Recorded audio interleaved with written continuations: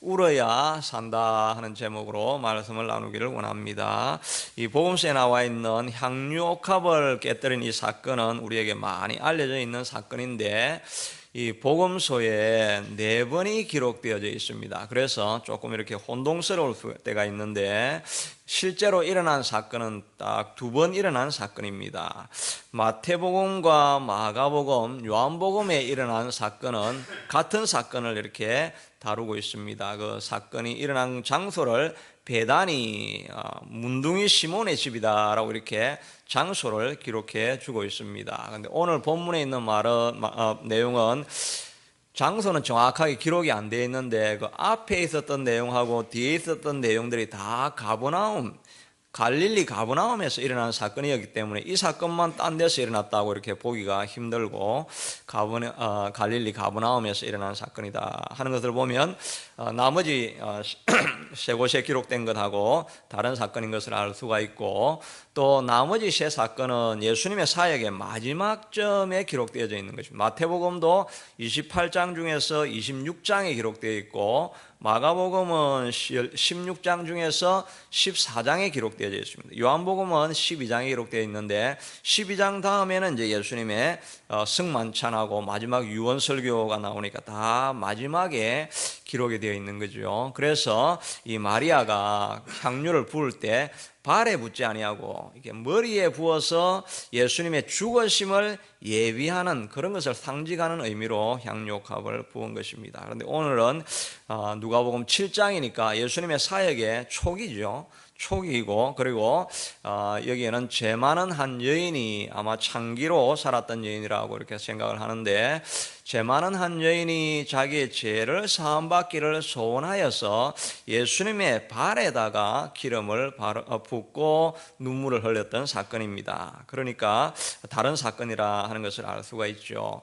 저도 처음에는 이 본문을 읽을 때 아마 이 여인이 자기가 죄를 사함받았기 때문에 감사의 눈물을 흘리고 감사의 향유옥합을 부은 게 아닌가라고 이렇게 생각을 했는데, 본문을 더 찬찬히 읽어보면 마지막에 48절에도 보니까 내 죄를 사함받았느니라 이렇게 하니까 이제 사함을 받은 것입니다. 그리고 50절의 마지막에는 이제 내가 구원을 받았다라고 한 것을 보면, 이 여인이 찾아온 것은 감사하는 내용이 아니라 자기가 창기로 주변에서 다 손가락질을 받으면서 외톨이로 외로운 삶을 살아가다가 예수님을 만나서 꼭 회복하고 싶다, 내 죄사함을 받고 새로운 삶을 살고 싶다라고 하는 그런 간절한 열망과 소원을 가지고 예수님께 나와서 향유를 부었던 사건인 것을 알 수가 있는 것입니다. 그러므로 우리도 우리의 삶 가운데, 물론 우리가 죄사함을 다 받은 사람들이지만, 그러나 하나님 앞에서 새로운 삶, 하나님의 단비를 체험하고 새로운 능력으로 살아가려고 하면 이 여인처럼 어떻게 해야 되는가 하는 것을 살펴보려고 합니다. 첫째는 눈물을 흘려야, 울어야 산다 하는 것입니다. 38절에 보니까 예수의 뒤로 그 발 곁에 서서 울며 눈물로 그 발을 적셨다라고 이야기하는 것을 보면, 그냥 눈물을 흘린 정도가 아니라 막 빗물이 흐르는 것처럼 뜨거운 눈물을 많이 흘렸던 것을 이렇게 볼 수가 있는 것입니다. 이 눈물에는 치유하는 능력, 회복해야 하는 힘이 꼭 있다는 것을 우리가 알아야 하는 것입니다.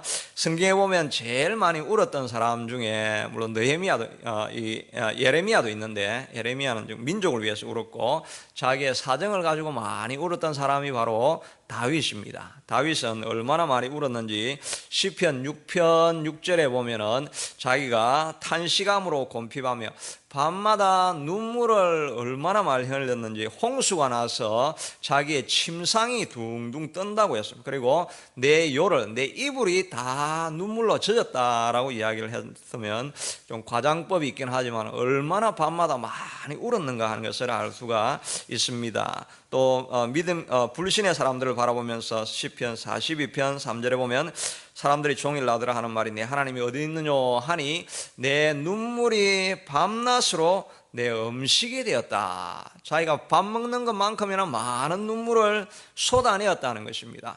그렇게 눈물을 흘릴 때 그가 참으로 강한 사람이 되었다 하는 것입니다. 다윗이 위대한 용사고 군사지만은 실제로 그 사람을 강하게 했던 것은 밤마다 흘리는 가냘픈 여인이나 흘려야 될 것 같은 그 눈물을, 밤마다 눈물을 흘렸기 때문에 참으로 강한 사람이 되어진 것을 알 수 있는 것입니다. 남자들이 뭐 강하고 힘이 많은 것 같지만 사실 속으로 보면 다 떨고 있는 것입니다. 그런데 눈물을 흘리는 남자는 강해지는 것입니다. 마음에 강한 평안이 생기고 마음에 지극한 평강이 넘칠 때 어떤 대적도 감당할 수 있을 만한 그런 능력이 강한 사람이 되는 것입니다. 완력이 있다고 강해지는 것이 아니고 실제로는 눈물을 흘리는 사람이 정말 강한 사람이 될 수 있다 하는 것입니다. 실제로 다윗은 전쟁하기 전에도 언제나 눈물을 흘렸습니다. 시편 56편 8절에 보니까 나의 유리함을 주께서 계수하셨사오니 나의 눈물을 주의 병에 담으소서. 이것이 주의 책에 기록되어지 아니하였나이까? 내가 알아낸 날에 내 원수가 물러가리다, 이렇게 이야기했는데 이 8절하고 9절 사이에는 영어로 보면 then이라고 하는 그 말이 접속어가 들어가 있습니다. 이렇게 내 눈물의 병을 담으소서. 영어로는 count my tear in your scroll. 당신의 생명책에 내 눈물을 다 카운트해 주십시오. Then my enemy will turn back. 그렇게 하고 나면 내 원수가 물러갈 것입니다. 내가 밤에 눈물을 많이 흘리고 전쟁하러 나가면 원수가 다 왔다가 도망을 간다는 것입니다. 그러니까 전쟁할 때 전략으로 싸운 것이 아니라 하나님 앞에 기도의 눈물을 많이 흘려놓으면 내 원수들이 도망가게 된다는 것입니다. 저도 제일 강하고 정말 활력이 있고 능력이 있고 강하게 살았던 때가 눈물을 많이 흘렸을 때입니다. 고등학교 졸업하고 대학교 들어가고 그 과정에 정말 교회 와가지고 앉기만 하면 뜨거운 눈물이 그렇게 많이 흐르는 것입니다. 눈물을 많이 흘리니까 마음의 평강이 찾아오고 마음의 기쁨이 찾아오고 이러니까 무엇을 만나도 두렵지 아니하고 어디를 가든지 어떤 일이든지 도전하면 할 수 있다라고 하는 그런 생각이 가득했던 것입니다. 토론토에서도 어려울 때 참 금요일마다 기도할 때 1년여 동안에 그냥 기도하면 언제나 하나님께서 찾아오셔서 많은 눈물을 흘리게 하시고 그렇게 굉장히 어려운 과정을 지나가고 있는 그 과정이었는데도 눈물을 흘리니까 마음의 평강이 찾아오고 내 원수가 되는 그 영주권 문제, 재정 문제, 관계의 문제, 사역의 문제, 이 원수들이 꽉 왔다가 눈물을 흘리고 하나님 앞에 간구하고 나면 이 어두움들이 싹 다 사라지고 밝은 빛이 내 마음에 찾아오고 평강이 찾아오니까 어떤 문제든지 넘어가지 못할 문제들이 없게 되더라는 것입니다. 우리를 참으로 강하게 하는 것은 눈물을 흘리는 것입니다. 이 눈물을 흘리면 실제로 치유도 일어나게 되는 것입니다. 치유의 역사가 진짜로 일어나는 것입니다. 한국의 그 암 전문의라고 있는 이병욱 박사가 울어야 산다라는 건 책을 적었는데 거기에도 보면 웃음 치료라는 거 있는데 웃음 치료가 파도라고 한다면 눈물 치료는 쓰나미다라고 이렇게 이야기를 한 것입니다. 울면은 실제로 치유가 일어나는 그 임상 기록들이 많이 있는 것입니다.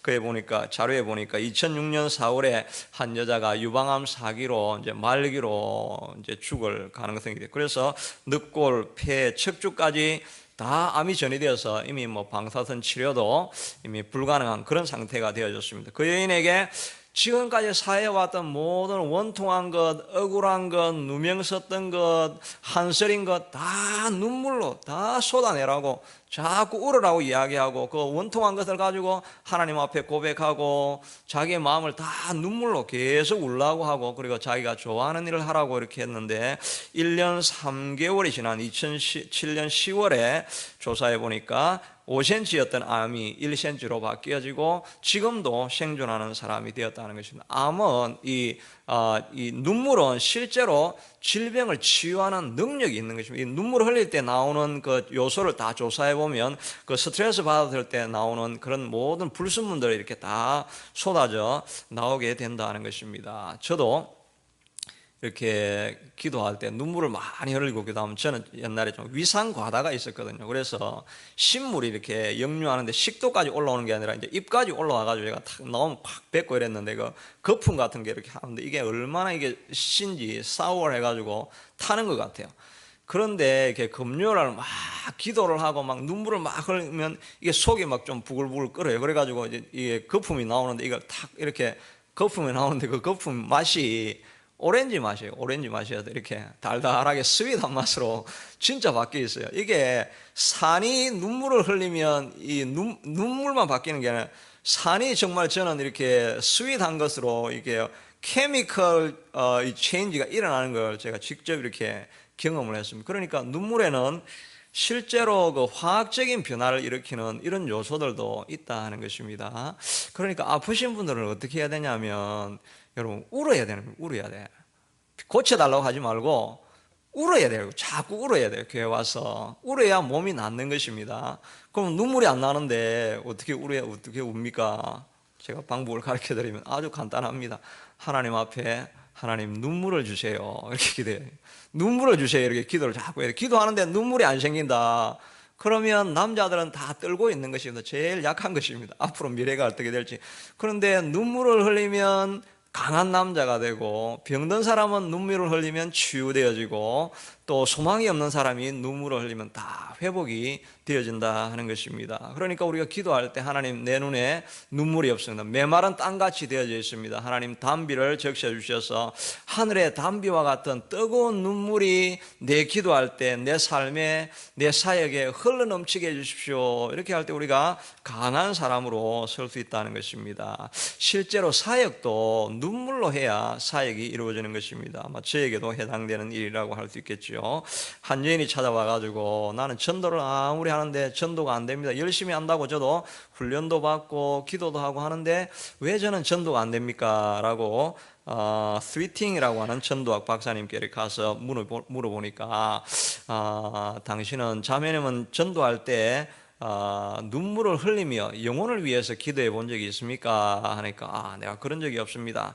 시편 126편 6절에 보니까, 울며 씨를 뿌리는 자는 기쁨으로 단을 거두리로다, 이 말씀이 있지 않습니까? 울고 씨를 뿌려야 열매가 납니다. 눈물이 없이 뿌리는 씨는 헛된 것이 될 수가 있습니다. 이 말을 듣고, 그렇구나, 내 삶에 눈물이 없으니까, 영혼을 향해서 흘리는 눈물이 없으니까 내 사역에 열매가 없다라고 하고, 골방으로 돌아가서 영혼을 위해서 많이 기도하고 나가서 사역할 때 열매가 있다는 말씀을 기록해 놓은 것을 보게 되는 것입니다. 울며 씨를 뿌려야 한다는 것입니다. 우리의 다른 사람을 바꾸고 자녀를 바꾸고 가정을 바꾸고 하려고 하면 교회당에 와서 많이 울어야 되는 거예요. 많은 눈물이 흘러 넘쳐야 이 교회가 온전한 교회가 되고 성령의 충만한 교회가 될 줄로 믿습니다. 둘째는 버려야 회복이 된다 하는 것입니다.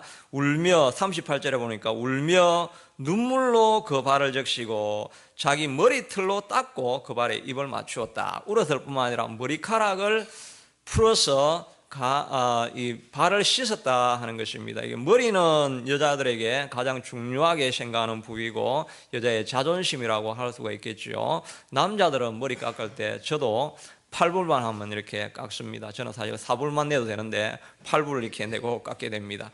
그런데 여자들은 이렇게 할 때 뭐 펌 이렇게 하면은 뭐 50불, 60불 뭐 몇 배나 되는 돈을 들이지 않습니까? 그게 다 머리카락이 여자애들에게 소중하고 자존심이 될 수 있기 때문에. 그런데 이 여인은 자기의 머리카락을 풀어서 예수님의 가장 지저분한 부분인 그 발을 깨끗하게 씻어요. 자기 자존심을 다 내려놓고 나는 종입니다 라고 하는 것입니다. 자기가 벌었던, 지금까지 모아놓았던 모든 재산인 이 향유를 깨뜨려서 바른 것이 아니라 다 부어버렸던 것은 자기가 가지고 있는 가장 소중한 것을 하나님 앞에 다 드린 것입니다. 다 드리고 버리게 될 때, 그때 진정한 회복이 일어나게 된다는 것입니다. 우리가 탕자의 비유를 잘 알죠.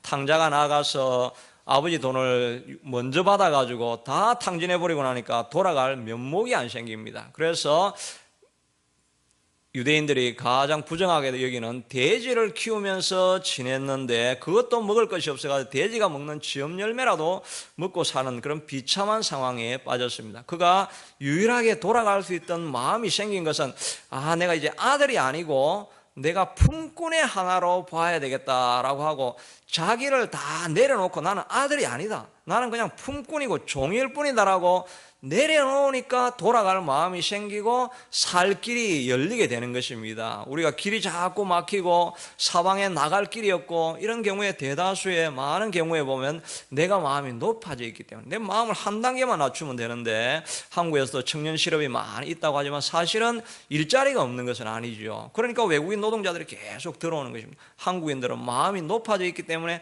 낮은 자리에서부터 시작해서 올라가려고 하는 이런 시도는 잘하지 않고 내 레벨에서는 이런 자리에 가야 된다 하니까 한 곳에 사람들이 다 몰리는 것입니다. 그러니까 어렵고 힘든 삶을 살게 되는 것입니다. 한 걸음만 내려놓고 나는 보잘것없는 자라서 맨 밑바닥에서부터 시작하겠습니다, 이런 마음을 아마 가진다고 한다면 더 나은 삶이 있을지도 모르겠습니다. 우리의 삶도 마찬가지입니다. 우리가 다 길이 막히는 것은 문제가 어려워서도 있겠지만은 내가 나를 내려놓고 나는 다 종입니다, 나는 아무것도 아닙니다, 예수님이 하시는 일이 시키는 일이면 내가 무엇이든지 하겠습니다, 체면 위신 다 버려두고 그냥 예수님이 하라 그러면 그냥 나는 종이니까 죽은 자와 같이 예수님이 하라는 것 순종하기를 원합니다. 이런 마음을 가지고 살아가면 막힌 모든 길들이 다 열리게 되는 것입니다. 하나님의 말씀을 순종하는 것이 우리의 삶의 진정한 길이 된다 하는 것입니다. 이 마음을 가지고 오늘도 기도하시는 저와 여러분이 되기를 바랍니다. 우리 같이 기도하기를 원합니다. 기도할 때 하나님, 울어야 삽니다. 하나님, 내 눈에 눈물이 말랐습니다. 우리 교회에 흘러넘치는 눈물이 있어서 이 모든 강단을 적시고 이 강단의 의자까지 다 채울 수 있는 눈물을 가득 채우는 교회 될 수 있게 해주시옵소서. 내 인생에 눈물이 있어서 회복되게 해주시옵소서. 내 자존심을 다 버리고 예수님이 하시는 말씀이면 무엇이든지 순종하고 쫓아갑니다. 이 마음을 달라고 같이 기도하겠습니다. 고마우신 하나님 감사하고 감사합니다. 아버지 하나님, 예수님, 이 여인도 살 길을 찾았습니다. 온 동네 사람들이 손가락질하며 같이 살 수 없는 죄인이라고 하였을 때 회복받기를 원하고 새로운 살기를 원하여서 이 여인은 주님 앞에 나와서 살려달라고, 죄를 돌이켜달라고 하나님 앞에 나아갈 때 하나님께서, 예수님께서 친히 고치시고 회복시키시고 죄를 사하여 주시고 구원함을 없는 삶을 길을 갔습니다. 하나님, 우리에게도 눈물이 있게 도와주시옵소서. 이 여인에게서 하나님이 흘렸던 많은 눈물이 예수님의 발을 적셨던 것처럼 하나님, 내 인생에도 하나님의 눈물이 흘러넘쳐서 메마른 땅이 다 회복되게 하여 주시고 갈라져 있는 내 삶의 모든 여건과 형편들이 하나님이 주시는 뜨거운 눈물로 말미암아 보들보들한 하나님의 밭이 될 수 있도록 도와주셔서 많은 삶의 열매가 일어나는 상황들을 우리가 다 볼 수 있게 도와주시기를 간절히 원하고 소원합니다. 우리의 마음이 높아져 있다고 한다면 하나님, 우리의 마음을 내려놓을 수 있게 도와주시옵소서. 우리는 주님 앞에 신들매도 감당하기 부족한 연약한 자입니다. 나의 가장 귀중한 머리카락으로도 예수님의 발을 닦기에 부족한 하나님의 부족한 종이고 하나님의 어리석은 죄인인 것을 주님 앞에 고백합니다. 우리 아버지 하나님의 주님께서 도와주셔서 낮은 마음 가질 수 있도록 도와주시고 하나님을 찾는 마음 하나님 우리에게 도와여 주시기를 간절히 원하고 소원합니다. 내 삶에 가득한 눈물이 흘러넘치게 하여 주시기를 주님 간절히 원합니다. 내 삶을 더욱더 겸손한 자리로 하나님 내려놓기를 소원합니다. 이 소원이 우리 속에 날마다 넘치게 하여 주시옵소서. 교회를 위해서도 계속해서 기도하겠습니다.